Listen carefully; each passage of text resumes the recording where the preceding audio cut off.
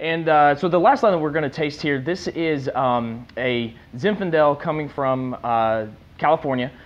This is one of the iconic producers from the United States. This is Ridge. This is their East Bench vineyard Zinfandel, and it's coming from the Dry Creek Valley in Sonoma. So what I've always liked about Ridge is they have incorporated so many different grapes in their blends over the years. I mean, it's not uncommon to find 5 different grapes in it, but this is one of the few wines where they actually will have 100% of a variety in it with the Zinfandel. They've always shown balance to me, even though these wines are full-bodied. They're not overly dominated by new oak, which you find in a lot of New World Zinfandels, and they also have the ability to age. I've always liked older Ridge bottlings. I've always been impressed with how long they can last for. So this bottle here, even from an iconic producer like Ridge, isn't going to break the bank. It's about $26, $27 retail, and it's full enough to really work with a lot of people that want those more full-bodied dry reds, but it's not going to really kind of dominate any of the foods that you're going to have. So let's go ahead and give this a whirl and see what you think. Wonderful.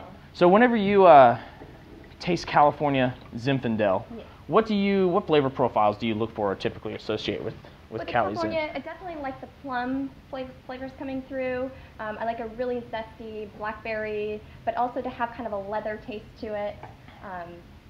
Not quite as much green as I would like. I like it to be a little bit more fruit forward because it is a warmer region. Those fruits are going to come forward more. Absolutely, absolutely. Yeah, I agree with that 100%. And you know, Zinfandel is always one of those grape varieties that's associated with being jammy and you know, and rich. I think that this shows some of those characteristics. It's not over the top with the jamminess, but this is very fruit driven. I get a lot of that blackberry cobbler, some blueberry notes to it.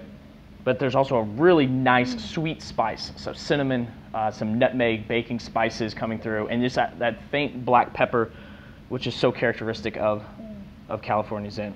All right, let's give this guy a whirl.